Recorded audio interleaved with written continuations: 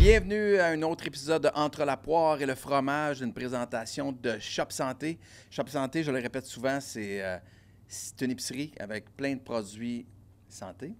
Et notamment, ce produit que je ne connaissais pas, l'eau au collagène Jouvence, 10 grammes de collagène.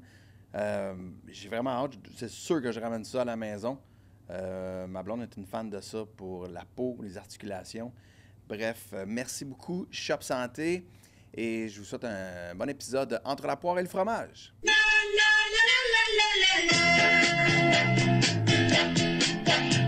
Entre la poire et le fromage, si on arrive à se tenir debout, et si on a les yeux en face des trous, on invitera toutes les filles à danser. Entre la poire et le café. Entre la poire et le fromage, épisode 97. Aujourd'hui, on va parler des expos. On va se poser la question qui a tué les expos en compagnie de Sophie Charret et d'Alexandre Pratt.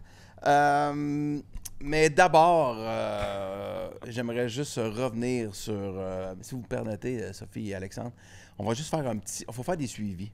OK? Fait qu'il faut d'abord faire un suivi sur ceux qui nous permettent de présenter Entre la poire et le fromage, c'est-à-dire Shop Santé, Boostant, la gang de Mise au jeu qui est le présentateur officiel de Chaos Sport, et Be High. Oui, on t'a amené une belle boîte.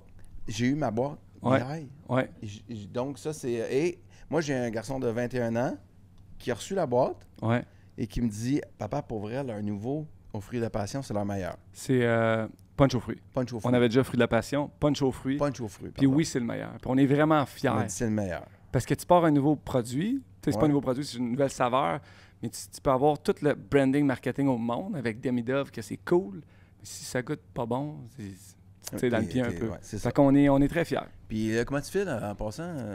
Ça va très bien. Un petit peu fatigué. J'ai une grosse semaine. Je te Ouais, conterai hein? ça. Là. Tu sais, j'arrive de Pittsburgh. Hier, je faisais Ouais. le match. Avant hier, je faisais le match Seattle, Canadien Seattle, qui commençait à 10h30. Tiens, regarde, Toujours, prends un petit... un petit prends tréma? ça. Ouais, Ah, tu là, prends un petit boy. tréma. Café latte. C'est ça. Ouais, petit latte, ça c'est l'extra shot, ça va te faire Pour vrai? partir. Ouais. Ouais, top shape. Ouais, Ça se pas peut que je sûr parle que beaucoup puis très vite. Voilà, et je rappelle que le Chaos Sport est maintenant disponible via son application sur l'App Store. Maintenant, depuis cette semaine, là, on est mondial. On est dans 176 pays. Wow. Ah ouais, ça... As-tu les stats? En Europe, là, c'est vraiment, ça Ouais. télécharge sur un chien Au de temps. Suriname, ça doit être. Si... Tout le monde parle juste de ça. Ben, je pense. En tout cas, moi, c'est le feedback que j'ai. là. En Russie, j'ai plein de coéquipiers qui m'en parlent. Ben, Des anciens c'est coéquipiers. sûr. Ils ont C'est dit sûr, c'était sûr, écœurant sûr. ce que tu fais avec Louis. C'est malade. Puis, bon, ben, il y a plein de choses là, sur l'application. Notamment, je veux juste, je sais pas si les gens l'ont vu, mais je fais aussi un autre podcast qui est 60 avec le 60 avec José et Théodore, le beau-frère.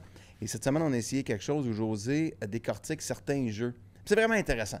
Pour vrai, c'est particulièrement intéressant, je dirais. Ah ouais? D'avoir le point de vue Ouais. d'un gardien qui a un point de vue différent de l'amateur souvent sur était-ce réellement un jeu où le gardien ne pouvait rien faire ou est-ce qu'on est trop difficile avec le gardien? Puis il y a beaucoup de gardiens de but qui sont devenus coachs. C'est souvent les meilleurs techniciens du jeu. Hein. Ils voient vraiment la game d'une manière arrière. différente. Puis il y a un nouveau podcast aussi avec Pat Côté que je suis super Oui. excité Oui. avec Mathieu Davio, qui est mon Oui. ancien enseignant de Jiu-Jitsu.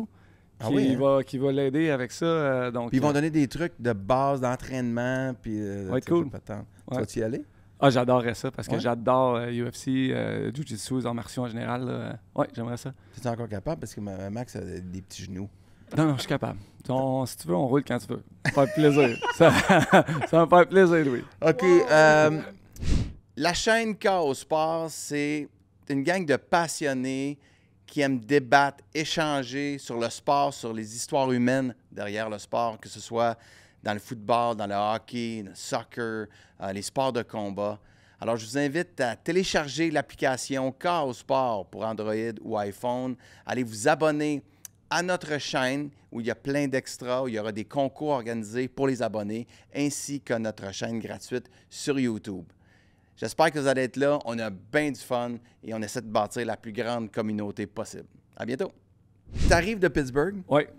tu es allé pour le match des. T'es allé pourquoi, en fait? Pour le match, je fais un podcast. C'est dans le fond comme d'un autre angle, on faisait RDS avant. On regarde Oui. le match d'hockey en studio pendant qu'il y a un match au PPG Paint. Mhm. Puis il y a une host avec moi, puis on a des invités. Cette semaine, on a parlé à Hal Gill, ancien joueur du Canadien de Montréal, avec qui j'ai remporté une Coupe Stanley en 2009. Mais on analyse la game, on discute, puis ça a été un match vraiment super enlevant. L'an passé, on a pas eu des matchs, des fois, c'est plus long. Là. Tu regardes un match, puis Il se passe rien. t'es sur la Sur cam les pendant... Pingouins à la fin de la dernière C'est saison, ça, c'était là. un peu long. C'était long, là. Il y a des belles histoires, mais là, tu arrives, c'est 2h30 live en analysant du hockey et en discutant. Les discussions sont intéressantes, mais après ça, quand tu analyses le hockey, la game est plate, c'est long parce que c'est toute la période, toi puis quelqu'un d'autre. Mais là, on a pogné un bon match. C'est Nick Crosby qui a fait son 1701 points. Oui. Malkin qui est en feu, je te dis. Malkin, ben oui, il faut qu'il l'échange, là. Ah, mais il joue bien. Oui, il faut qu'il l'échange. Il joue bien. T'échanges pas un gars quand il joue plus bien? Non, je suis d'accord, mais est-ce qu'ils sont capables de faire les séries? Ça, c'est un autre sujet. Ça, t'es drôle. Hey, l'émotion des Blue Jays. Hey, Maxime, Louis, c'est un. un émotif. Hey, je parle à Sophie. Ouais, on Maxime est vraiment émotif. Ouais. C'est vraiment. Il est vraiment. Son carbure, son carburant, c'est l'émotion. Et avant d'aller à Pittsburgh, on jase, puis il fait comme, ouais, non, ça va être difficile, Pittsburgh. Pour elle, là, c'est pas. Et je le sais parce qu'il échange avec mon garçon qui est un grand fan des Pingouins. Et tout à coup, lorsqu'il est à Pittsburgh et qu'il fait son broadcast, après, le texte Justin, il se passe quelque chose de spécial avec cette équipe. J'étais au morning skate. J'ai un 15 minutes avec l'entraîneur Dan Muse. Jasé avec tous les journalistes, jasé avec Sid. Tu ressens... Tu sais, on parlait des Blue Jays. Lui, c'est un cérébral très émotion, mais négative, tu sais. Fait que, on parlait des Blue Jays. Il pensait qu'on n'avait aucune chance, les Blue Jays. Mais moi, je disais, la semaine passée, les Blue Jays, il ne faut pas sous-estimer l'émotion d'une équipe. Comment Guerrero pleurait après le match numéro 7. Comment... Ça fonctionne-tu? Est-ce que tu crois à cette équipe-là, maintenant qu'ils sont... 2-2. 2-2, mais là, on va le savoir parce qu'on... Oui, au moment d'enregistrer, on est 2-2. Oui. Ben, tout est possible. Maintenant, vois-tu? Vois-tu ce que je te remets sur le nez? C'est exactement ce que tu me remets sur le nez. Tu y croyais pas avant la Série mondiale? Là, c'est 2-2. Je considérais que les Dodgers avaient de meilleures chances de gagner, qu'ils avaient une meilleure équipe. Je pense encore ça aujourd'hui. L'émotion. L'émotion, mané. C'est avec ça que j'ai fait ma carrière, Louis. J'ai gagné une Coupe Stanley. Toi, combien? Non. T'as fait plein de grandes choses. J'ai écrit Non. des films. Je sais, t'as fait plein de grandes choses. Avec l'émotion. Dans le sport, dans le travail d'équipe, tu disais comment une de tes plus grandes forces, c'est de bien t'entourer. Oui, mais en même temps, le baseball n'est... OK. Nous voilà. Ouais. On rentre dans le baseball. Excusez. C'est le plus individuel des sports d'équipe. Voilà. Ouais. C'est un sport d'équipe, clairement. Ils ont tous le même chandail. Mais est-ce vraiment un sport d'équipe? C'est un sport de momentum. Ben, Oui, tous moi, les je sports... pense.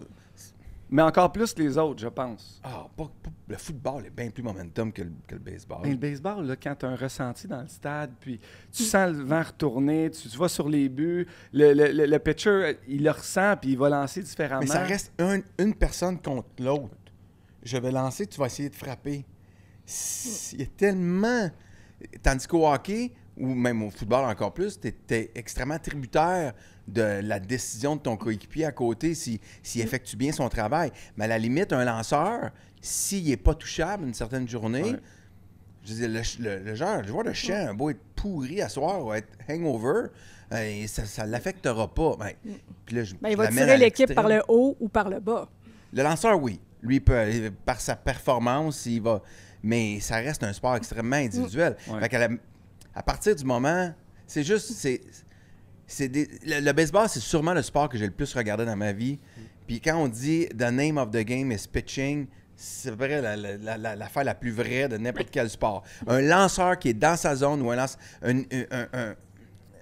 une formation de partant qui est vraiment supérieure peut te faire gagner un championnat. Puis c'est à ce niveau-là, moi, que Yamamoto, il est extraordinaire. Il n'était pas touchable. Non, 20 retraits consécutifs. En série mondiale. Donc, tu joues contre une bonne équipe. Tu joues pas contre les Pirates, justement. Là, tu joues contre je veux dire, les Blue Jays là, qui ont la meilleure attaque là, de la Ligue ou à peu près. Là. Quand même. Formidable. Oui, c'est beau à voir. C'est du très beau baseball. J'avoue que je suis pas un fan tant que ça des Blue Jays en général. Je sais pas. Je suis resté... Quand j'étais jeune, on n'aimait pas... Comment? Pourquoi? 2, 3 affaires, là. L'habitude, Toronto, quelques petites choses comme ça. Mais bon, fait que, voilà. Fait que, hey, c'est vrai, on me rappelle qu'on doit reparler de nos bêtes. Ouais. Ouais. Fait que, parce qu'on n'est pas très bon. Mais t'as gagné la première. On a gagné les 2 cette semaine. On a gagné. OK, toi, t'avais dit... Ouais. On a gagné Non, les moi, 2. j'ai perdu. Ben non, Calgary. Ouais, mais j'avais pris... 2 points. Par 2. Oh, t'en as pas gagné cette année. Tu connais rien au sport. Je connais rien, je gagne Moi, j'ai gagné. jamais. Moi, j'ai gagné. Toi, t'as gagné. Encore. OK, cette semaine, tu fais quoi? Je l'ai ici, c'est une bête un peu comme toi, là. Par 2, je prends la Caroline, les Islanders qui visitent la Caroline jeudi. Jeudi, par 2. OK, ça. Oui, c'est une bête, je savais pas quoi prendre. Mais ça paraît pas. Mais, Hey, ça, c'est plate, là. Louis, je gagne, tu perds. Mais t'es plate, là. T'es Ouais. vraiment... Toi qui es dans l'émotion, ça, il n'aura zéro, là. Zéro émotion. Patrick Roy va perdre par 2. OK. Moi, je vais prendre les Ravens contre les Dolphins, mais je ferais comme le combo mise au jeu. Pour 2,90, je prédis que les Ravens vont gagner et que Derrick Henry va faire un touché et 90 verges. Intéressant, t'essaies de te refaire, là. Tu prends les Je odds sais. un peu plus. Ça, c'est l'affaire Ça, c'est la le pire. danger. On va me refaire. Oui. On va me refaire. Ça, c'est le pire. OK, alors voilà, ça, c'est fait.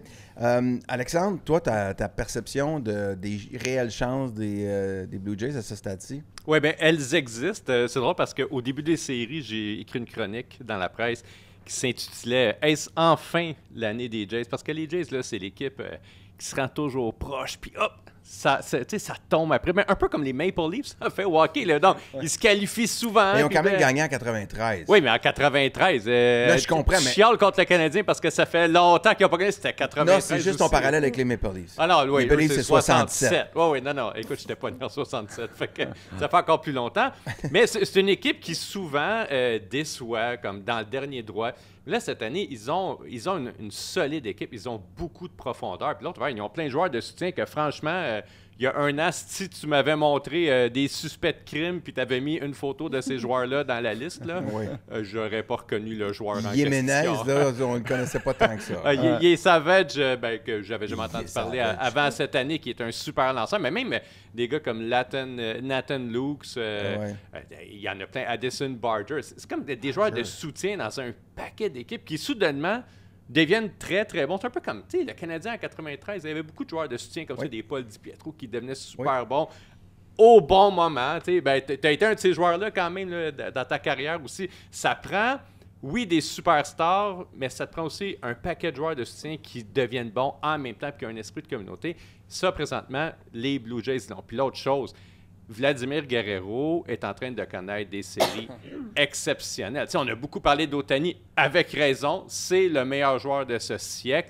Tu sais, ceux qui en doutent, là, c'est à peu près l'équivalent d'avoir Patrick Roy et Mario Lemieux dans un même quart, dans un même match. Là. C'est vrai. C'est complètement fou ce qui arrive. Tu sais, on dit « Ah oui, Babe Ruth était aussi bon ».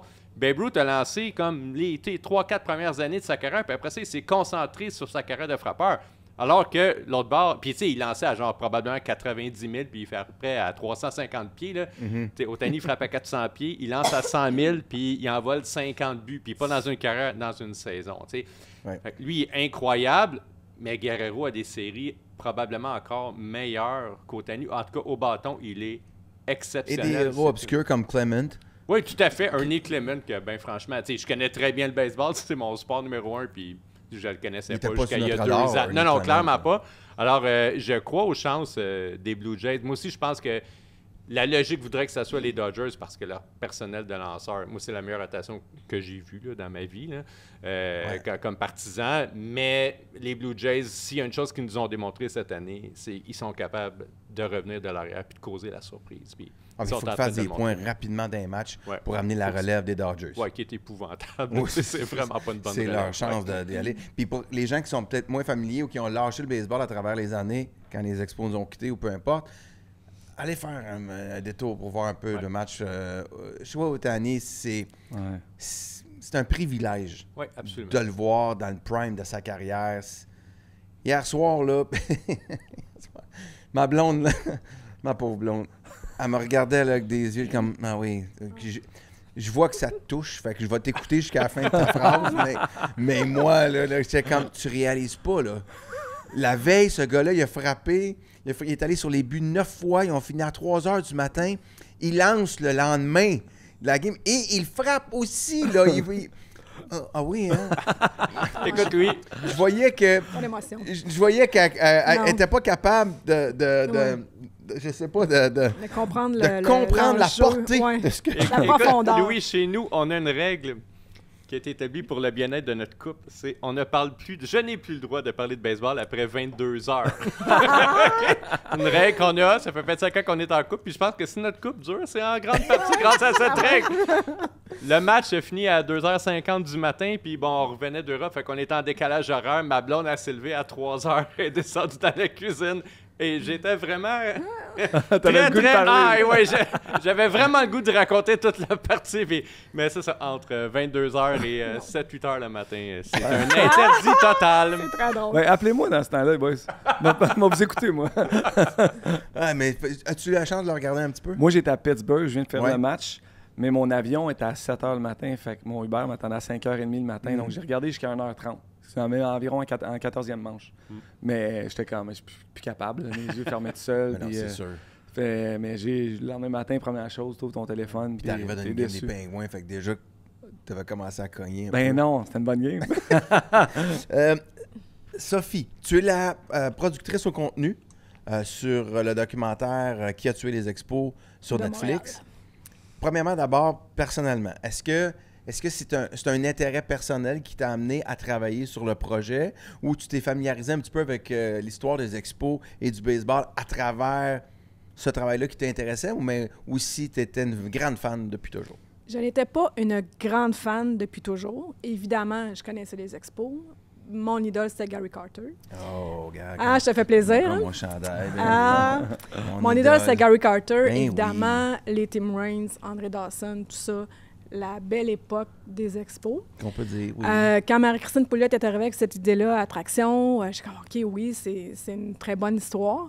Mais comme tu dis, je me suis familiarisée avec l'histoire et moi, je suis tombée en amour avec l'histoire des expos. Ouais. Et jusqu'à quel point elle était crève-cœur et aussi jusqu'à quel point les gens, les partisans et toutes les personnes qui étaient dans l'organisation avaient donné vraiment tout pour garder cette équipe-là. Fait que c'est ça, moi, qui m'a le plus, je te dirais, parles des gens surprise et qui- touchée, tu sais. Tu parles des gens qui étaient dans le personnel. Dans la personnelle. dans les opérations. Même les journalistes, je veux dire, Ouais. toutes les personnes qui ont gravité ou qui ont couvert cette équipe-là Ouais. avaient tous un peu cette émotion-là de fierté, mais aussi de sentiment de trahison, où on s'est fait voler quelque chose. Ça fait qu'il y avait tous les ingrédients dans cette histoire-là pour faire un bon film. Ah, puis il est réussi. Ouais. C'est sûr que pour avoir beaucoup suivi cette saga-là à travers les années, sans nécessairement apprendre plein de choses, puis il y a des gens qui vont apprendre plein de choses, mais personnellement, il y a quand même je connaissais les grands, les plot twists Ouais. du storytelling, mais ça reste quelque chose de captivant, ne serait-ce que revoir les images. Et un peu se gratter le bobo quasiment, là, c'est comme... Mais et là, tout le long, un peu comme presque dans une série de true crime, tu sais, je cherche le méchant. David Samson l'a dit lui-même. Tu sais, vous cherchez là, que l'éclairage tombe sur quelqu'un en disant « Ha ha! C'est lui! » Mais c'est pas si clair que ça. Est-ce si clair que ça? Pour vous, est-ce qu'il y a une... Je sais, Alexandre, tu t'exprimes, toi, dans le documentaire, tu dis que c'est l'argent, fondamentalement, qui tue les expos. Je sais pas trop ce que ça veut dire. Je peux te l'expliquer.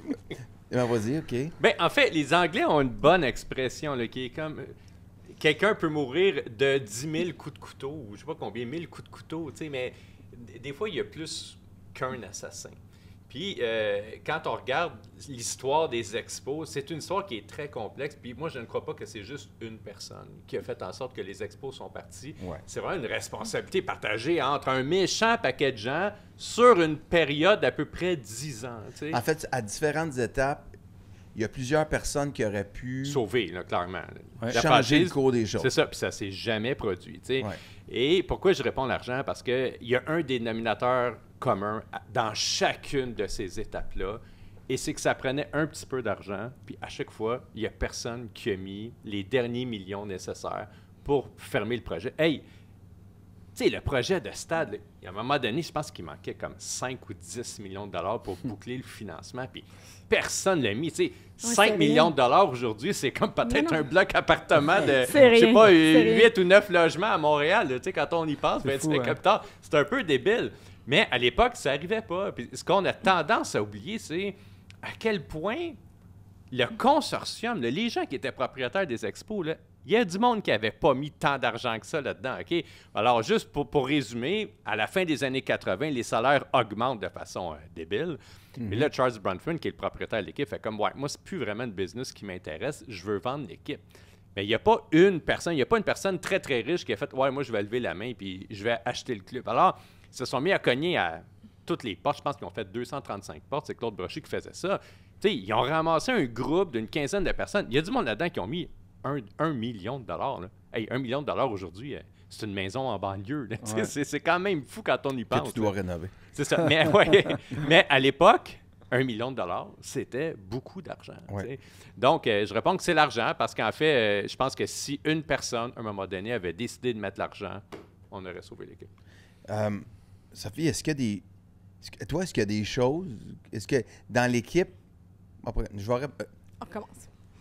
En fait, j'allais te demander s'il y a des choses que vous avez apprises pendant le... Mais ce que je veux surtout dire derrière ma question, c'est est-ce qu'il y a des choses que vous avez dû garder un peu à l'extérieur du montage parce que vous n'étiez pas capable de prouver des allégations ou de juste... Est-ce que vous auriez pu nous en dire un petit peu plus sur certains événements, mais compte tenu qu'on n'est pas capable de rien prouver, vous ne pouviez pas y aller? Oui. Oui. Premièrement, Jacques Ménard, qui était quand même un des actionnaires principaux. Jacques Ménard, l'ancien président de la BMO. Oui, Nesbitt Burns. Monsieur Ménard était quand même un leader. Il est souvent identifié comme une personne au cœur du conflit avec Claude Brochu. Il est décédé, donc on ne peut pas avoir d'une part, on ne peut pas avoir son opinion. Mais dans les images, il revient souvent. Il revient souvent dans les images d'archives et aussi les gens, mettons, quand tu parles à Claude Brochu ou d'autres personnes, se gardent une retenue parce que M. Ménard est décédé. Fait que c'est ça qu'on aurait probablement pu aller chercher peut-être plus de détails sur les sources des conflits. On aurait peut-être pu mieux comprendre qu'est-ce qui s'est passé. Puis quand on parle de les égos et tout ça, bien, on parle des égos de qui? Ouais. Est-ce que c'était les égos de tout le monde ou il y avait des leaders qui tiraient... Mais vous le dites un peu, Sophie, parce qu'à chaque fois, vous faites référence aux guerres d'égos.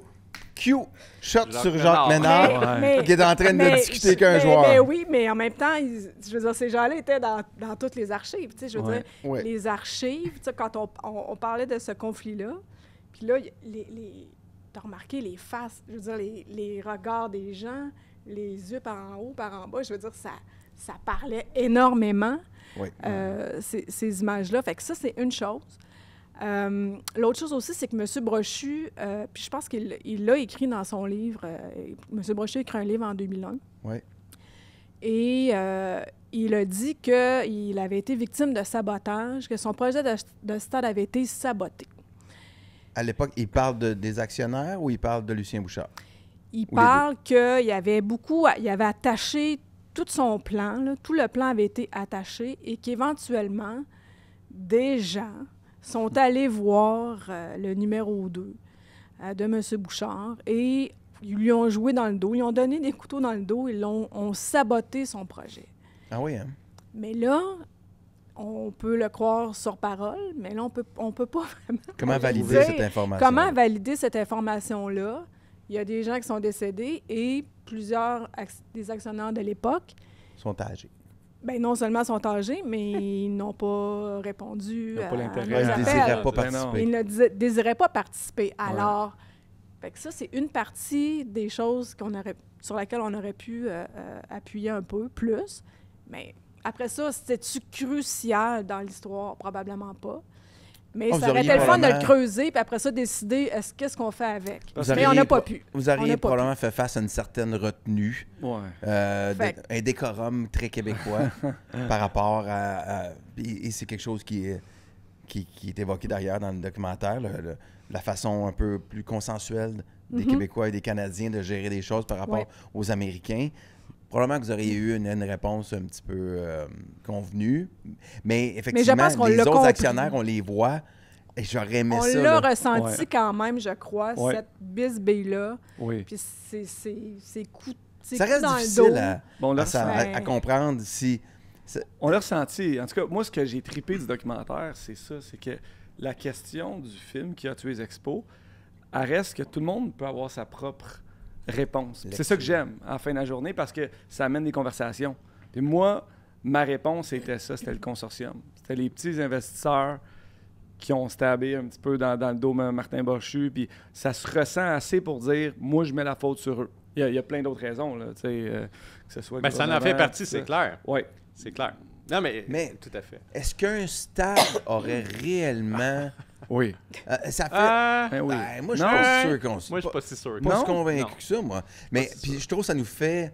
C'est un échappatoire, ou du moins une réponse qui est... Mais tu mets un fait la- stade. Tu sais, on retourne là, 21 ans après. Là. Ouais. Et tu mets un stade en ville, les expos sont au.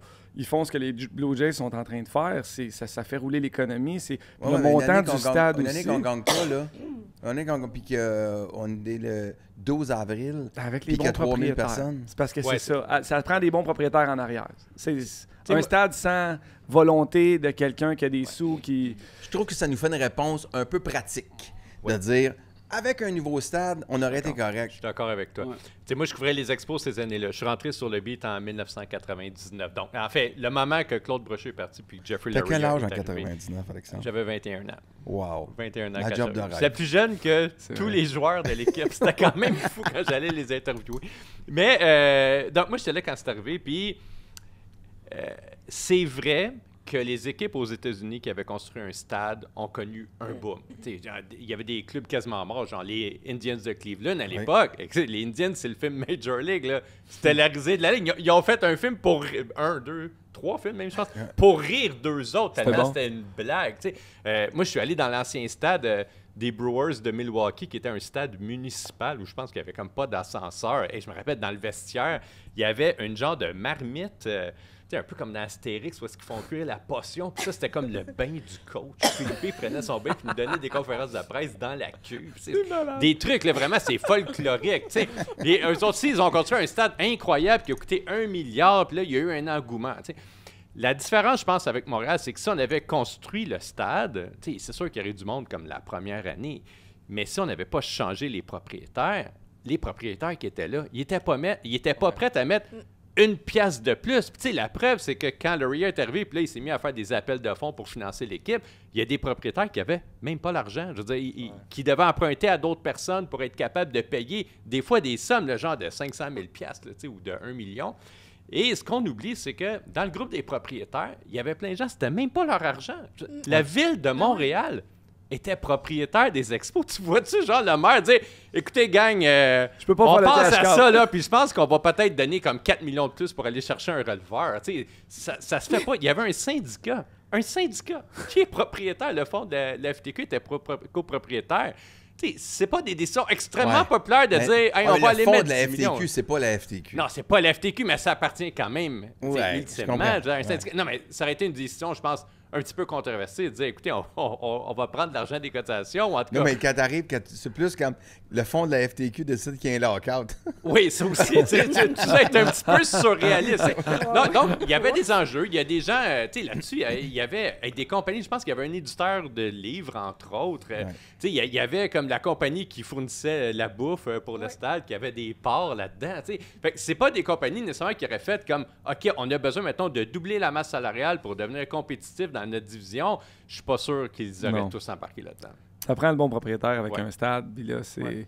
Oui, puis Sky's the limit. c'est sûr qu'après après la grève de 94, l'accord de 94, ils ont revu le partage des revenus. Il y a des choses qui ont changé Plus tard, à travers les années Ouais. qui auraient aidé les expos, mais je pense pas que ça aurait été si simple. C'est ça. Pas en 99. Le partage des revenus, il y en a eu un très bon par la suite. Puis Par la aujourd'hui, suite. on le voit, là, il y a des équipes qui survivent dans des petits marchés, dont ton super beau chandail, les Pirates, Let's go. en étant super cheap, là, mais genre, Ouais. cheap à l'os, là, tellement que l'association des joueurs a fait comme « Hey, vous avez de l'argent du partage des revenus, puis vous le redistribuez même pas en salaire aux joueurs. Vous faites juste cacher l'argent. » Tu sais, ça n'a pas de bon sens comme... Ben, en fait, ça a du bon sens pour le propriétaire comme modèle d'affaires, mais pour les fans, pour les joueurs, pour le baseball, c'est pas une bonne chose. Les Pirates font ça, entre autres. Ouais. C'est une équipe. Ben, tu le sais. Là, tu Ben, vois Mario ça. Lemieux a failli acheter l'équipe en 2009-2010. Il voulait acheter des joueurs, rendre cette équipe-là. Le stade est super. Ouais, eux autres, ils t'as ont un des beau bons stade fans. en pleine Ouais, ville. c'est magnifique.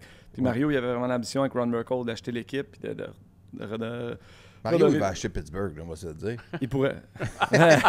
mais non, mais c'est plate, tu sais, pour les Il y fans, a des gens les aussi parents. qui ont reproché à M. Bronfman d'avoir laissé tomber l'équipe. Tu sais, jusqu'à un certain point, lui était une personne qui avait beaucoup d'argent, puis les expos allaient bien quand il était propriétaire, mais éventuellement, quand il a décidé de la vendre, Mais c'est... parce qu'il perdait trop d'argent à son goût, ben là, les problèmes ont un petit peu commencé. En fait, il voyait, je pense, que Oui, il l'équipe voyait ça. s'apprêtait à perdre beaucoup d'argent.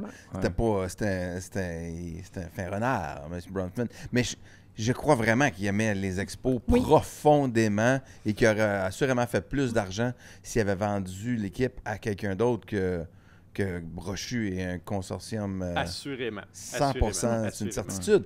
Donc, puis, en fait, toute la famille Bronfman, je pense, leur attachement pour les expos, j'en doute pas tant, mais c'est fascinant. En fait, Il y a des gens qui socialement- pensent que c'est un point tournant, c'est ce que je veux dire. c'est Dans assurément un point tournant l'avenir- parce dans que le futur des expos. quand l'équipe avait un propriétaire unique qui avait les reins aussi solides que la famille Bronfman, ça changeait beaucoup de choses. Mais socialement, ça dit beaucoup de choses aussi sur le Québec, sur la société, le documentaire. Ouais. Parce que, puis je pense que c'est toi, Alexandre, même qui en parle, c'est que, tu sais, aux États-Unis, des familles qui ont du fuck you money, un peu Il y en a pas mal. de génération en génération, il y en a. Oui. Au Québec, on commence à avoir des familles francophones qui en ont, puis il y a surtout les familles anglophones, là, Ouais. mais tu sais, il y a des groupes là, qui ont plus de sous qu'il y en avait avant. Tu remontes des années 90 et 80, il n'avait pas. Ben, même des grandes très fortunes, peu. tu sais, même des grandes fortunes présentement. Là, mettons là, qu'un club serait à vendre, là, puis ça coûterait 4 milliards avec le stade. Là. Il n'y a pas tant que ça, là, des Québécois qui ont 4 milliards pour mettre sur le non, stade. peut-être pas. tu sais. Non, mais mettons, il y a eu une inflation extraordinaire. Là. Ouais. Mais si on prend les montants de l'époque aujourd'hui, oui. je dis, si on avait eu un Mitch Garber Oui. en 1980, l'histoire serait peut-être différente. D'accord, mais tu Toi, sais, Louis? mais j'ai interviewé, mettons, Bronfman l'année dernière, le jeune, là, Stephen Bronfman. Ouais. Ouais, toi, Louis. Toi, lui, tu pourrais l'acheter? Comment? On ramène les Moi, expos. j'aurais fait partie j'aurais été dans les petits Dans ceux actionnaires, qui ont- puis il ouais, aurait- c'est il n'aurait pas été là pour le cash call. Tu sais, j'ai parlé à Stephen Bronfman, c'est quand l'année dernière ou il y a 2 ans, il y avait une grosse entrevue, là, genre d'une heure dans son bureau. Tu sais, il me racontait, si les expos reviennent, il va falloir qu'il y en ait d'autres parce que je viens d'une famille très, très riche. Là, je veux dire, son bureau est extraordinaire. C'est le plus beau bureau que j'ai vu de ma vie. Là. Il y a de la richesse là, dans ce bureau-là. Puis, même à ça, il dit, mais je peux pas les acheter tout seul. C'est rendu beaucoup trop cher. Puis la différence entre le Québec et les États-Unis, c'est qu'aux États-Unis, tu as des fortunes qui existent depuis 5, 6, 7 générations qui se sont construites. Puis ces gens-là, tu viens de Pittsburgh, je pense que c'est la famille Heinz là, qui est comme très présente à Pittsburgh, puis qui sont des grands mécènes, ou en tout cas qui investissent beaucoup dans la ville. Mais à Montréal, là, des familles qui ont 5, 6, 7 générations d'argent, peut-être les Molson, Bronfman sont peut-être rendus à 3 générations ou 4 générations, mais il n'y en a pas tant que ça. Il y a beaucoup de nouvel argent, des gens qui ont réussi il y a comme 10, 15 ans, des Alain Bouchard, par exemple, chez Couche-Tard, ou Serge Godin. C'est ça, exactement, mais c'est souvent comme première ou deuxième génération. Puis oui, ils ont peut-être 500 millions ou 1 milliard de valeur personnelle, Mais tu sais, on n'est pas Elon Musk, là. C'est pas des Mark Zuckerberg. Puis c'est pas des gens, des héritiers de famille qui ont justement, comme tu disais, du fuck money, puis qui peuvent dépenser ça, puis c'est de la petite bière pour eux. Il n'y en a pas tant que ça au Québec. Non, puis si quelqu'un devait le faire présentement, même si tu as beaucoup de sous, puis c'est pas pour rien que tu as beaucoup de sous, tu as eu souvent des décisions éclairées. Tu ne rentreras pas dans un projet qui, tu sais, comme je vais perdre 75 millions par année, mais ça va être le fun. Tu sais, même Jeffrey Loria, puis ça, c'est un bout quand même intéressant, je trouve, du film. Bon, David Sampson, qui est le beau-fils de Jeffrey Loria, parle au nom un petit peu des deux. Mais tu sais, eux, là, ils perdaient quand même bien 20 millions par année là, dans ces années-là. Ouais. C'était beaucoup d'argent. Même pour eux, c'était beaucoup d'argent. Là, OK. Oui, mais... Bon, premièrement, je veux revenir à ça, mais Jeffrey Loria, il est où? On ne le voit pas on le voit en archive, mais il n'y a pas de tête parlante. Non. de Monsieur Jeffrey Loria, on lui a écrit, on lui a proposé de participer et Oui. on n'a pas eu de suite. OK. Pas eu de suite. Mais est-ce que c'est un homme qui est toujours actif dans le milieu des arts? Dur à dire, mais il a écrit un livre il y a 2 ans. OK. Il a donné une entrevue, je pense, c'est justement sur le réseau de la MLB. OK. Il a écrit un livre sur l'art, dans lequel, je ne sais pas si tu l'as lu, mais un petit paragraphe, Un petit section, morceau sur tout les petite expos. section sur Montréal sur et les expos. Mais je ne sais pas qu'est-ce qu'il fait, pour être franche. OK. J'en ai aucune Il y a idée. quelques années, je pense qu'il a été pressenti pour devenir l'ambassadeur américain Oui. des États-Unis en France. Au premier mandat de Donald De Donald Trump, Trump, il ouais. a été Parfait. pressenti, ouais, parce bon. que, comme tu disais, Ben, je francophile. pense que ça n'a pas fonctionné. Mais oui, Ça effectivement, m'apparaît ça a été... une décision tout à fait Ouais, alignée avec le gouvernement Trump. J'ai lu Parfait, ça. c'est bon. J'ai lu ça. Puis de toute façon, moi, je l'avais entendu, cette entrevue-là qu'il avait donnée au sujet de son livre. Et bien, franchement, j'étais comme, oui, c'est sûr que ce serait le fun qu'il soit dedans, mais il n'était pas très bon en Ouais. entrevue. Trop plate. Fait que entre M. Loria David Sampson. Oh. et David Sampson, Ben, je veux c'est dire, le sûr. choix était David quand même Sampson. assez facile. Parlons-en. D'un point de vue de Assez scénarisation, David Sampson il est plus payant. Mais sont-ils toujours impliqués dans une quelconque organisation de baseball? Non, je pense pas. David Sampson, non. Ils ont vendu les Marlins, je pense à Derek Jeter à l'époque. Donc, je pense plus qu'ils soient impliqués dans... Non, je pense pas. OK.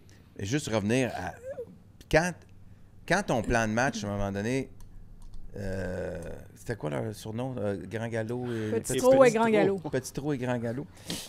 Donc, quand Petit Trot, il vend le plan de match, OK, c'est sûr qu'on va partir d'ici et on va vendre ça tant de millions. Ça va prendre 2 ans. On va saigner pendant 2 ans. Ouais. On va perdre 50 millions dans les 2 prochaines années, beau papa. Mais après, on va vendre ça 150. 120 qu'ils l'ont vendu Au Major League. Ouais. au baseball. C'est une décision d'affaires qui finit par faire un certain sens.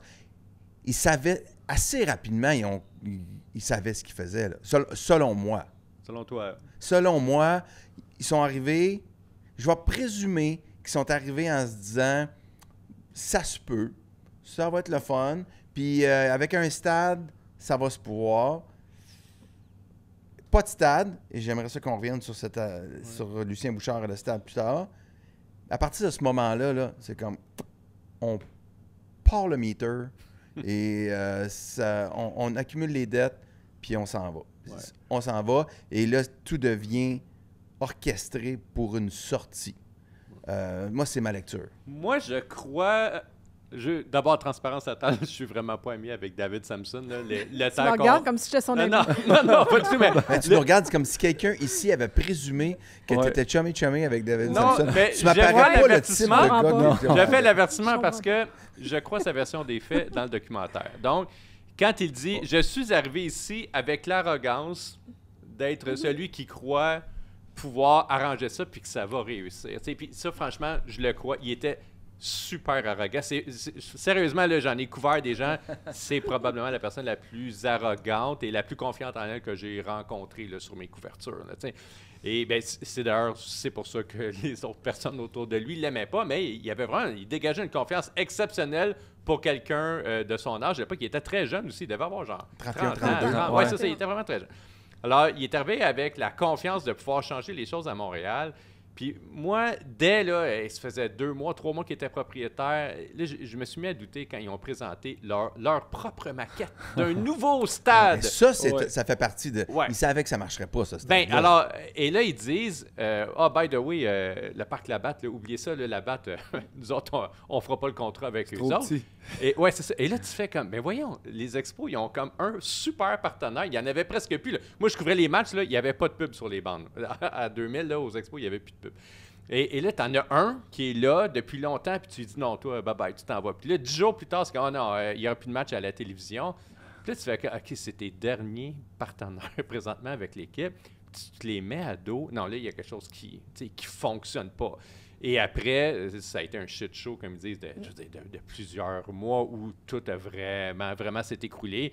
Puis je pense que dans l'année suivante, ils ont comme réalisé que, OK, ça ne réussira pas ce qu'on veut faire, de faire augmenter le prix, par exemple, de la commandite, de faire augmenter le prix des réseaux de télévision. Je pense qu'ils avaient une certaine utopie de penser qu'on allait tripler, quadrupler, Ils ont quintupler surestimé les le revenus. marché. dans le Ouais, ils ont fond. clairement surestimé ce que le marché corporatif était prêt à leur remettre. Ça, c'est clair.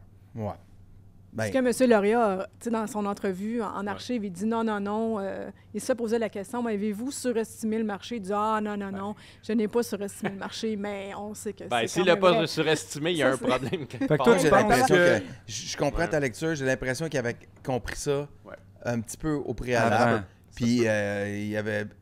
Plus tôt que tard, là, il avait fait comme... Hey, on restera pas longtemps ici, là. Puis... Oui, excuse-moi, t'allais dire quelque chose, Max? Non, mais c'est exactement ça. Toi, tu penses qu'ils sont quand même arrivés avec les bonnes intentions? Parce que Louis n'a pas l'air de penser ça d'une certaine Ah non, façon. je pense ça. Ouais. Je pense qu'il a... Mais c'est assez arrivé rapidement, vite, là, ouais. genre au bout Ouais. de 12 mois, c'était comme... Ouais. Oups! Ça marchera Ça- pas. Ouais, après 12 mois, je suis pas mal sûr que ça ils ont fait oups aussi. Oups, là, tu sais. c'est pas Ah la ouais. lecture qu'on avait. Et défais pas tes valises, papa. On restera pas longtemps. on restera pas longtemps. C'est- Mais mets pas tes bobettes dans le tiroir, là, tu peux les laisser dans ta valise. Sophie, est-ce que ça a été dur de toi, tu t'occupais de tout le booking, dans le fond, les entrevues, tout ça? Ça a-tu été est-ce que, comme David Sampson, on en parle, tu sais, la raison pourquoi lui, il a accepté, c'est certain que tu regardes à l'arrière, plusieurs personnes peuvent dire que c'est lui la raison, puis qu'il a accepté de faire ce documentaire-là. Ça a-tu été dur de trouver les gens? Ben, David Sampson, la première fois moi, que je lui ai écrit, il a répondu rapidement là, qu'il était ouvert à nous parler. Fait qu'on a fait une pré-entrevue là, en Zoom. Là. On s'est parlé pendant 1 heure, puis il était hyper cool. Il savait déjà l'angle là, qu'on allait. Parce que c'était pas un documentaire historique sur Puis il sait sur qu'on les l'aime pas. expos, tu sais. Puis, hein? Il sait qu'il a mauvaise presse au Québec. Il le Bien savait. sûr, je veux dire, bien sûr, parce T'as que pas l'air d'un épais. c'est un gars, Non, non, il est super c'est un intelligent. gars brillant, Ouais, là, ouais, c'est un gars brillant. Ça y tentait, il m'a raconté plein d'affaires intéressantes. Puis c'est sûr qu'après 1 heure, je veux dire, même après 5 minutes, j'étais comme, OK, Il faut qu'il David soit Sampson, dedans. il faut qu'il soit dans le film. Puis Ouais. de toute façon, il voulait être dans le film. Fait que plusieurs mois se sont écoulés jusqu'au moment où on est allé le rencontrer chez eux dans sa résidence d'été dans les Hamptons à New York.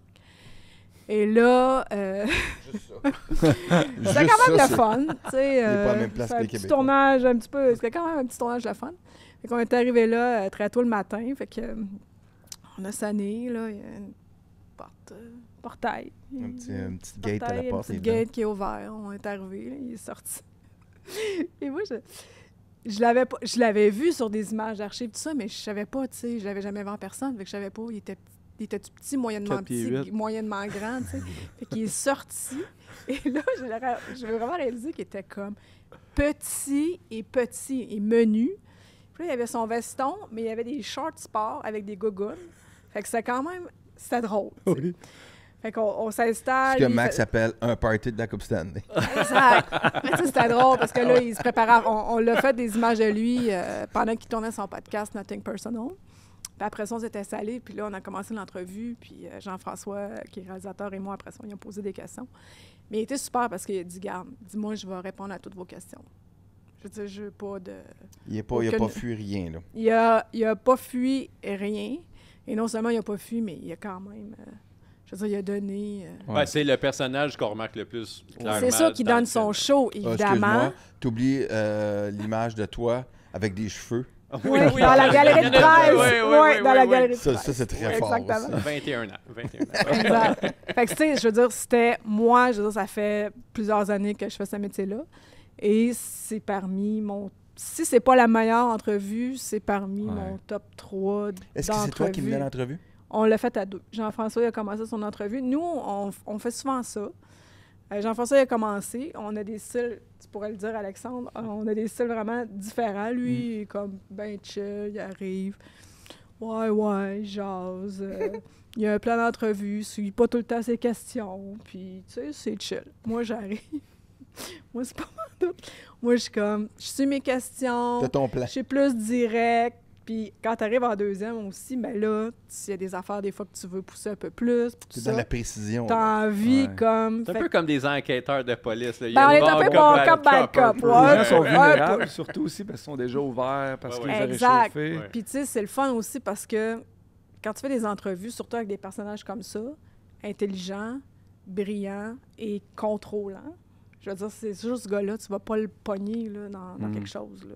Fait que faut quand même que tu essaies d'être un peu... Et Claude Brochu, lui, avait-il mis certaines limites ou est-ce qu'il est arrivé avec comme une liste je sais pas, de sujets ou de noms qu'il ne voulait pas évoquer? La seule chose, comme je te disais tantôt, qu'il voulait pas trop, c'est de te parler de sa relation et de ses conflits avec Jacques Ménard. Parce que M. Ménard est décédé. Mais pour le reste, il a abordé pas mal d'affaires. On a fait une longue pré-entrevue, puis en face à face. Puis pendant l'entrevue, on a dû faire une entrevue d'au moins 3 heures avec lui. Puis Samson, à la fin, il dit quelque chose. À la fin de l'entrevue, on a arrêté Kodak et j'ai dit hey, merci David, tout ça, c'était super. Il m'a dit dans mon oreille, tu pensais pas que tu allais contrôler cette entrevue-là. Hein? Oh, wow. Ah. J'étais comme, OK. Il y en a vu d'autres. Mais c'est Ouais. drôle parce que je ne sais pas si vous avez remarqué, dans le film, à un moment donné, il s'assoit et il dit « You look like you're ready to pounce Oui. Ben, c'était moi Ah qui ouais, venais OK. de s'asseoir. Ah. Et j'imagine que je vais avoir une face un peu comme Ouais. de, tu sais, toi, là, T'étais tu prête. là, Ouais. tu sais, tu vas arrêter de nous bullshiter, là, tu sais. Fait que c'est bien drôle. Il y a une chose qui frappe là, dans le documentaire par rapport aux expos, mais par rapport au Québec en général. Parce que je vais parler pour moi, là, c'est personnel, mais à quel point, même en... Lucien Bouchard qui parle du stade, on est rendu à quelle année? 98. Là. 98-99. Et encore à cette époque, il y a 26 ans, on est en train de faire des calculs en termes de lits d'hôpitaux. Tu regardes ça, là, tu dis que 30 ans plus tard, on est à la même maudite place. Ouais. Puis, on n'a pas... Le Québec n'a pas investi dans le stade de baseball, mais ils l'ont fait dans un aréna de hockey sans équipe à Québec. Ouais, il y a Passons. les remparts. Oui, excuse-moi, c'est vrai. Oui, puis je vous rappelle aussi que qu'on investit dans le stade en ce moment. Arrête, dans la toilette. Tu sais, Ah ouais, tu sais, je veux juste comme Non, pour se ouais, le rappeler, là, merci, que... Sophie. Merci. un stade Ouais. vide. qu'on va se rappeler Merci, Sophie. qu'il y a de l'argent qui se met dans le stade olympique Oui. en ce moment. Oui. La grosse C'est toilette, fou, hein. on l'a remplie encore d'argent. Il y a l'aréna à Québec sans équipe, tandis qu'il y avait une équipe de baseball. Et on a encore des problèmes avec notre système de santé. Mais ce test, c'est un sujet qui est complètement différent, qui peut-être mérite un autre panel, mais parce que vous ne voudrez pas aller là. Mais est-ce qu'on doit toujours tout réfléchir en termes de lits d'hôpitaux? Et il y a le calcul économique derrière. Vous pouvez aller voir d'ailleurs Sport Inc. avec Sacha Gavami. Ils ont parlé de ça la semaine dernière. C'était le retour en impôts des professionnels lorsqu'ils évoluent, peu importe le sport, là, qui évolue à Montréal. On ne ramène pas ça à un calcul économique. On ramène ça, ah ouais, mais là, il manque de médecins, il manque de lits dans les hôpitaux, on ne donnera pas de l'argent à des professionnels de sport. Quelle réflexion... j'estime beaucoup Lucien Bouchard, là, mais à ce niveau-là, là, c'est dur de ne pas trouver. Je trouve que c'est électoraliste, puis c'est un peu... C'est vraiment pour parler à sa base, parce que dans les faits, c'est comparer des pommes avec des tomates. Ouais. On parle de dépenses, on parle de revenus. Et on est toujours à la même maudite place. Si on l'avait fait à l'époque, investir dans le stade, facile à réécrire l'histoire. Est-ce que ça aurait fonctionné? Est-ce que Jeffrey Loria aurait quand même déménagé l'équipe 3-4 ans plus tard? Quel aurait été le contrat du gouvernement? OK, oui, on va le financer, mais vous devez rester. Je ne sais pas comment toute l'entente aurait été ficelée, mais il y a des raisons de penser que ça coûterait moins cher présentement rénover le stade de baseball dehors que de remettre de l'argent pour penser peut-être faire du sport dans le stade olympique. Ben là, j'espère que c'est 900 millions de dollars, le stade olympique. Oui, mais tu peux toujours te dire que tu veux t'en servir à d'autres fins. Oui, non, mais je pense que tu aurais pu avoir un solide stade pour le quart du prix il y a 25 ans. Là, un solide stade. Là, il était joli, le parc là-bas. Tout à fait, tout à fait. Oui, non, c'était magnifique. Puis c'était dans un beau terrain aussi. Si on recule de 25 ans, Lucien Bouchard, à l'époque, il visait le déficit zéro. Puis ils ont coupé solide là, dans le milieu de la centente 96 puis 98. Fait, c'est sûr que s'il avait financé un stade, il y aurait eu un petit peu un double discours. Maintenant, clairement, quand on refait le match là, 25 ans plus tard, ils ont manqué de vision parce que juste en revenu de ce que les joueurs auraient payé en impôts, écoute, le gouvernement du Québec aurait fait un très, très bon investissement. Mais maintenant, personne ne pouvait penser que les masses salariales des équipes seraient rendues à 400 millions de dollars aujourd'hui, alors qu'elles étaient comme de 20 ou de 30 millions là, il y a 25 ans. Ça, c'est une chose. Mais je suis pas sûr qu'on aurait une masse salariale de 400 millions à Montréal, même si on avait... Combien les Pirates sont à combien? C'est ça. 80, là? Mais moi, mon point de vue là-dessus, c'est... parce que il y a beaucoup de gens au Québec qui sont contre un financement public du sport professionnel. Puis, je peux comprendre pour ça. Puis, c'est même un petit peu dans l'ADN des Québécois d'être contre ce type de financement-là. Le Centre Molson, à l'époque, a été financé par le privé.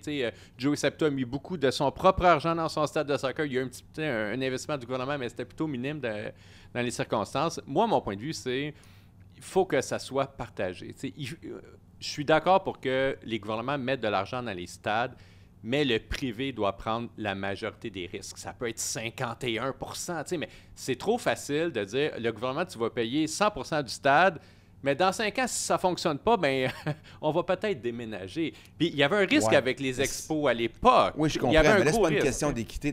C'est juste, il faut que ça fasse partie... C'est quelque chose qui se négocie. Tu dois rester 20 ans ou ta pénalité sera de X millions, tu le rembourses. Exactement. Comme les Rays, en fait. Les Rays, c'est ce qui les a empêchés de déménager à Montréal il y a quelques années, justement parce qu'ils avaient des lois contraignantes, pas des lois, mais des règlements contraignants comme ça.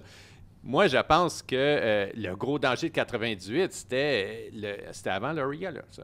Donc, tu avais le groupe, là, justement, avec le fonds de la FTQ, puis la Ville de Montréal, puis le petit éditeur de livres. Puis là, tu leur construis un stade, puis eux, s'ils décident de mettre aucune scène de plus là-dedans, le club, il ne deviendra pas bon, puis peut-être que le stade ne sauvera pas l'équipe. T'sais, c'est là que je dis, je suis pour le financement public des stades, mais il faut vraiment que le groupe local investisse aussi en parallèle. Puis 198, c'était pas si évident que ça. Non, c'est vrai. Puis c'est très, très, très facile dans ce dossier-là de jouer au Monday morning quarterback, là, puis d'aller de revoir puis de refaire l'histoire. Mais je pense quand même... Mais c'était vrai à l'époque et c'est toujours vrai aujourd'hui, même si... Ah oui, tout à fait.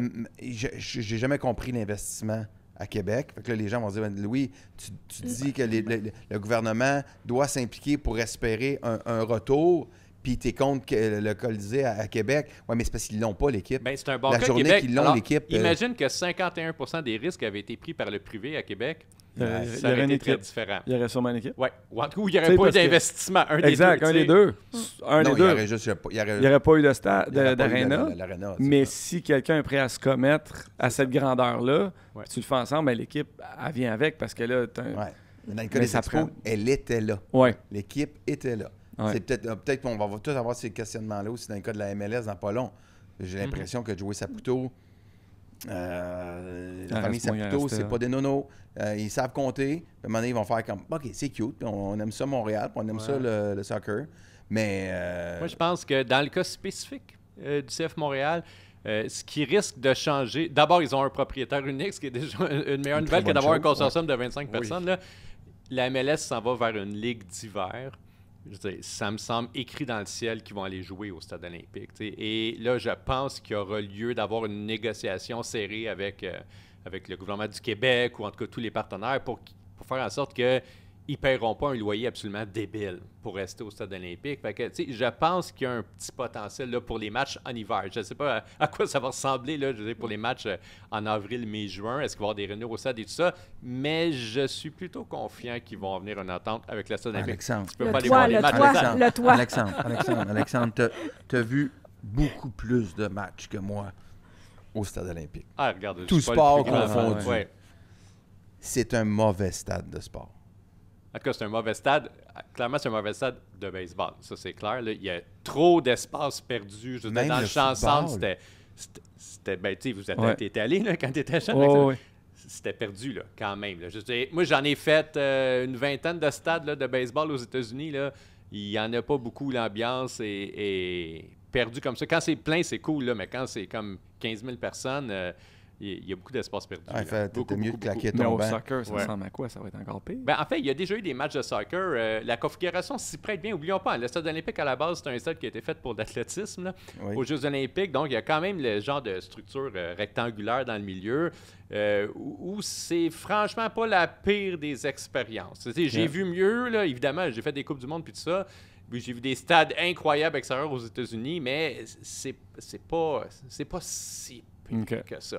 Baseball, c'est un autre game. Là. Non, le baseball, c'est pire que pire. Mais même le foot, l'angle des bancs Ouais. est beaucoup trop... Ouais. C'est pas assez Prononcé. à pic.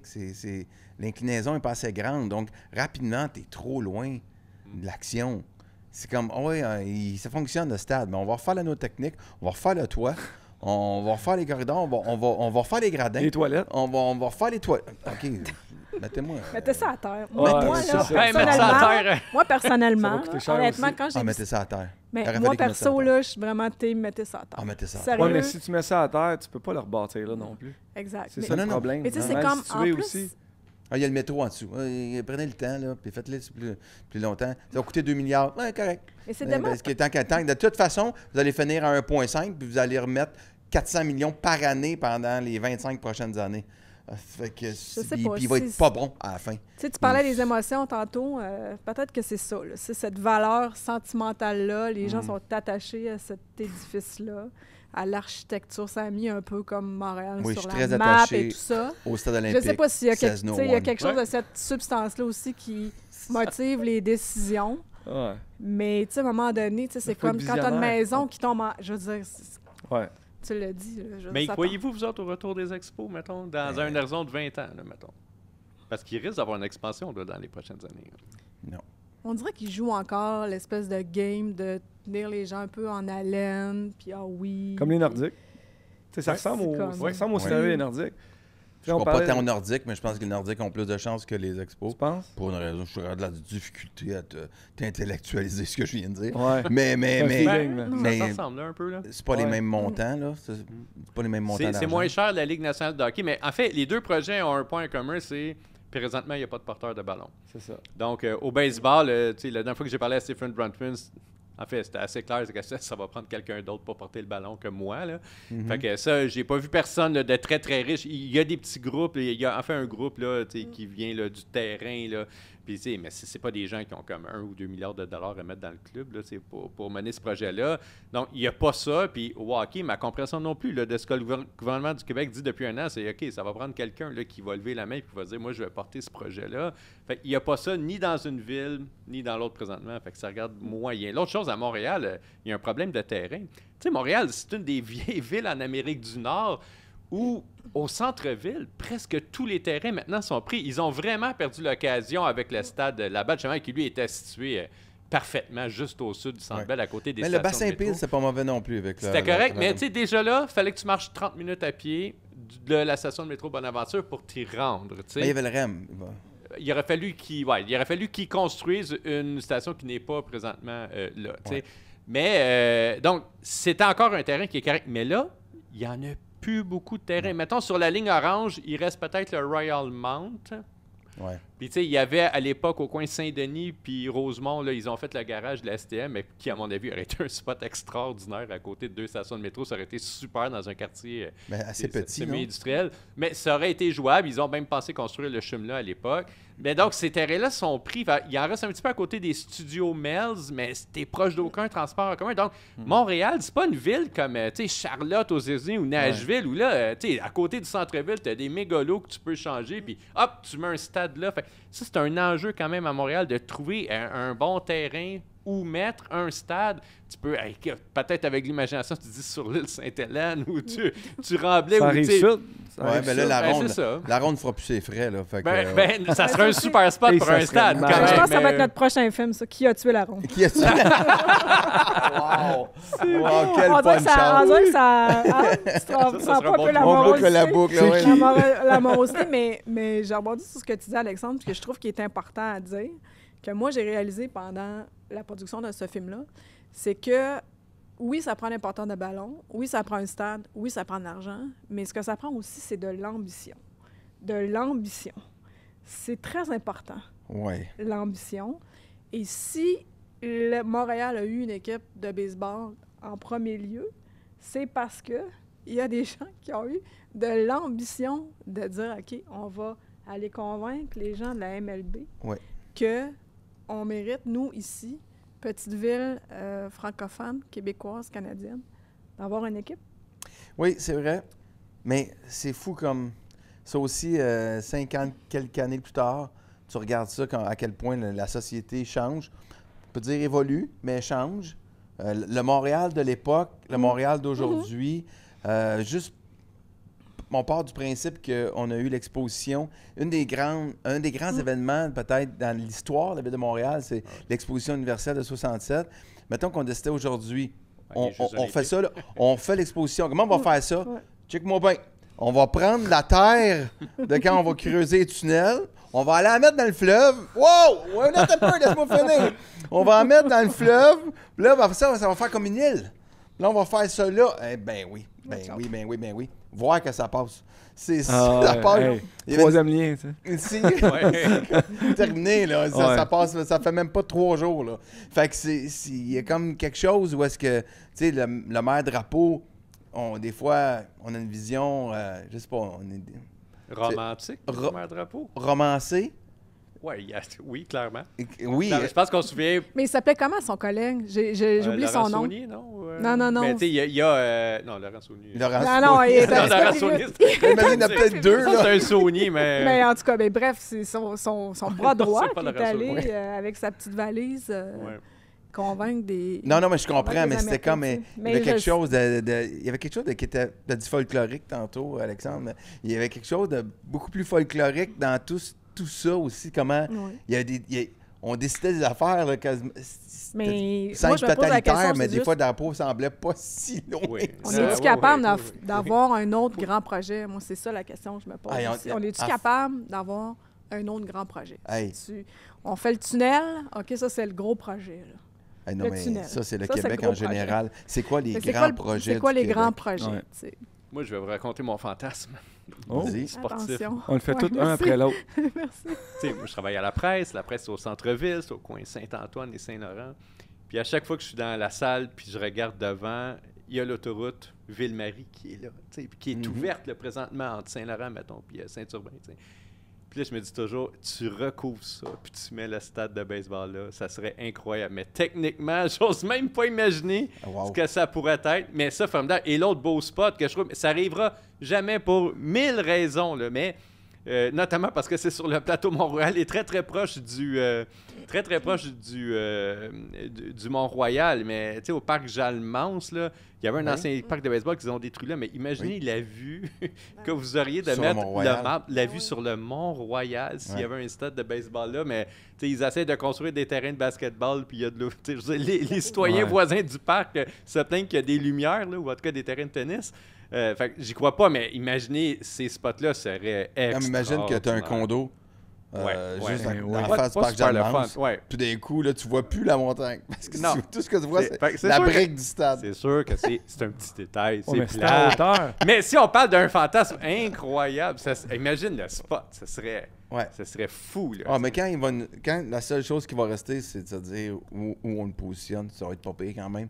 Ben, Ça va être une belle- à mon avis, c'est un des deux gros enjeux. Parce que, pour vrai, il n'y en a quasiment pas des spots. T'sais, on pourrait se dire, OK, à l'île Sainte-Hélène, peut-être, là, mais il n'y en a plus de terrain. C'est un vrai problème. Là. Je veux dire, c'est gros un stade de baseball. Là, je niaisais parce que même au-dessus de l'autoroute de Ville-Marie, il n'y a pas assez d'espace, j'en suis convaincu. Non, Je non, pense que tu non. frappes un circuit puis ça se rend dans les restaurants du quartier chinois. Là, mais il y en a peu. Il n'y en a pas tant que ça d'espace. Puis pour moi, c'est un enjeu. À moins que tu dises, OK, on va aller à Mirabel ou on va aller à Brossard, mais tu sais, j'en ai vu là, des stades très, très loin. À Chicago, là, le stade de soccer, là, c'était plus loin que l'aéroport. Là, puis c'est pas une bonne expérience. C'est pas Non. le fun pantoute de Ben, faire ça. Là. Chicago. L'aréna des Flyers, Ouais, non. il a déménage plus près du centre-ville parce que c'est une aréna qui est pas si vieille que ça. Là. Elle a Ouais, 20 puis il y a quand même une station de métro qui se rend. C'est quand même Exactement, cool, là, mais là, il a Tous les déménage stades plus sont près. dans le même Oui, mais là, il quadrilatère. déménage l'aréna puis le stade de basketball plus près du centre-ville parce que c'est là que l'économie se passe. Ouais, puis tu sais, je peux comprendre, mettons, qu'au football, là, tu sais, mettons, je pense que tu prends pour une équipe de la Nouvelle-Angleterre, des fois, là, genre, ils ont Oui. un Quand stade ils eux autres, gagnent. qui est pas Quand très ils gagnent. Ouais, c'est ça. Ouais, d'habitude, sinon pour les Bucks, des fois aussi. C'est ça, exact. Il écoute le podcast, hein? Mais tu sais, leur stade, il est super loin. Mais tu joues 8 fois dans l'année, tu sais, Ouais. dans ton stade. Ouais, Fait que de non. prendre le char 8 fois par année, c'est pas grave. Ouais. Le baseball, là, c'est Chaque tous- soir. c'est On mettra pas le 81 stade de soirs. baseball à McMasterville. Là. Non, non, J'ose non. croire que non. Ben, Ben, il y a un regarde les terrain. Oui, Oui. un très beau Ah, terrain. Il y a un oui. très, très beau terrain sur la Ah. bord du Richelieu, tout à l'heure. là. Ça. Mais tu sais, regarde Ottawa, c'est le problème des sénateurs. Tu Ouais. sais, que ce soit à Ah oui. Canada, là, c'est Ouais. chiant. Là. J'ai été là la semaine C'est passée. Là. épouvantable de Ah ouais, sortir de là. C'est épouvantable, là. Rentrer, sortir, t'as rien alentour. C'est Ouais. plate. Là. T'es- Ah, ben ça, c'est, à mon avis, l'aréna Ouais. le plus mal. C'est peut-être Ben, Floride aussi. Ouais, Puis Islanders, ça, c'est pas trop Ouais. top non plus, mais, Ouais. mais c'est un super bon exemple de pourquoi, si tu veux ramener un club professionnel, ça te prend un stade relativement proche d'une station de métro. là, Ouais. tu sais. Ouais. Ça, c'est le contre-exemple, en fait, les sénateurs, de genre, c'est ça qu'il faut pas faire. là, tu sais. OK, ben, je vous remercie. Puis j'invite les gens à aller regarder Qui a tué les expos sur Netflix. C'est super intéressant. Ouais. Félicitations, Sophie. C'est- Merci. Félicitations, Merci ouais. beaucoup. C'est bien fait, c'est captivant. Je te l'ai dit avant qu'on commence, mais j'ai pleuré. Moi, les expos, c'est sensible. C'était comme mon rêve dans la vie. Véro, étais-tu consolé? Non, je l'ai regardé sans elle, mais là, elle va regarder ça et elle va dire, ben oui, c'est sûr que t'as pleuré. Juste les images d'archives. Ah ouais. Le baseball des années 80, là. Philippe. Philippe, Oh my God. Philippe, que ça Ah ouais. marchait. Était-tu beau? Tu sais, ça, c'est un coach. Tu veux te faire Incroyable. coacher par lui. Là. Tu le regardes, le Pedro qui monsieur. parle de Philippe. Ouais. Pedro, dans le Hey, il documentaire, était-tu positif? il est vraiment super. Ah, il est Lui, bon. il croit là, au retour des expos. Là. En tout cas, il le souhaite. Ça, Eh c'est Il bien. le ouais. souhaite, ouais. C'est beau de voir ça. Non, il est dans l'émotion, hein. Eh oui. Larry Walker aussi. Oui. Il a pleuré. Ouais. Je Hey, j'ai l'aime. pleuré, comme Vladimir. T'es émotif en dedans. Ben oui, c'est un faux rationnel. Non, mais c'est très intéressant. Ouais. Puis ça donne le goût d'y croire, mais en même temps, Ouais. j'ai comme... Mais je tiens à dire bravo à l'équipe du Québec aussi. Là. Ce que vous avez fait, dealer avec Netflix. Je pense que c'est le premier documentaire québécois qui a été vendu à Netflix aussi. Oui, exactement. Donc, c'est quand même quelque chose là, Moi, c'est pas si pour votre évident. boîte de prod et tout ça. Là. Je sais qu'il y a d'autres faut faire projets attraction, aussi sportifs qui sont dans la... On n'avait pas parlé. Ouais. Ben, Bravo. merci, Ouais. merci beaucoup. Puis moi, juste en terminant, c'est complètement hors sujet, mais puisque ça fait partie un peu de mon quotidien, j'ai l'impression, moi, que la culture québécoise en général, nos films, notre télévision, les livres, tout, là, le théâtre, on vit une courbe similaire. Je voyais l'histoire des expos, puis à un moment donné, je me disais, dans 30 ans, 35 ans, on pourrait faire un documentaire qui a tué la culture québécoise, parce qu'on se retrouve devant, grosso modo, les mêmes réflexions, puis des gens, quand on investit là-dedans, mais non, mais il manque des lits dans les hôpitaux, fait qu'on ne mettra pas de l'argent dans de la TV, puis ouais, mais il y en a qui font de l'argent, fait que ça donne rien, puis au final, le train passe, puis on va se faire piler dessus par les plateformes américaines, puis un jour, comme les expos, comme les Nordiques, on va se retrouver, puis on va faire « Hey, c'était vraiment le fun, ça, quand on avait ça. » on l'avait, puis c'est parti. Puis ça ne reviendra pas. Alors, je finis ça. C'est downer, hein? parfait. Très downer, mais C'est parfait parce que c'est émotif, puis you care, puis t'en parles présentement, c'est important. Ben, il faut un peu des comme fois, les expos, il faut la protéger. Il faut des fois, protéger j'essaie qu'est-ce de qui est donner important. un coup de pied dans notre... Oui. Parce que le problème, mettons, les expos, le public s'est comme détaché de son équipe à un moment donné. Il y a eu une déconnexion avec le public. Puis à partir de ce moment-là, ça devenait très difficile de rallier. Parce que le politique va se rallier à ce que le public veut parce qu'ils veulent rentrer. Ils veulent des votes. Puis on se retrouve avec un petit peu cette espèce de même questionnement que la culture. Est-ce que les artistes, on est capable d'aller intéresser le public et de leur vendre l'idée que économiquement, ça fait du sens et c'est pas juste comme de l'argent que tu mets dans un drain. Et puis à partir du moment que le public va embarquer dans ça, bien, je pense que le politique va faire comme OK, c'est important pour la population, comment on le règle. Sinon, on va aller vers on va brûler de l'argent dans sa clique. Platement, on s'en va déjà vers là. Les dernières études statistiques de l'Institut de la statistique sur la culture, les résultats étaient épouvantables. Oui, puis j'ai été boss à la presse, là. J'ai été boss aux arts pendant 4 ans, comme 2006-2010. Il y avait 4 autres hebdos qui parlaient d'art à toutes les semaines à Montréal. Des hebdos comme Le Voir, comme le Ici, le Hour, le Mirror, qui faisaient jusqu'à 100 pages, je veux dire, par semaine. Tout ça a disparu. Il y avait des premières de films à toutes les semaines. Je veux dire, il y avait des tapis rouges immenses. Les émissions faisaient 3 millions, même 4 millions de codes d'écoute dans le cas de La Petite Vie. Puis tout cet écosystème-là, présentement, s'effondre, mais de la même façon, en effet, que les expos puis les Nordiques, à la fin, ont périclité. Là. Il y avait beaucoup de points semblables entre les deux. Effectivement. Merci beaucoup. Merci. Et Max, va te reposer. Oui. La semaine prochaine, on reçoit Mathias Brunet. Oh, j'ai hâte de parler de son nouveau livre. Oui, on converge avec la presse, t'as compris. Oui.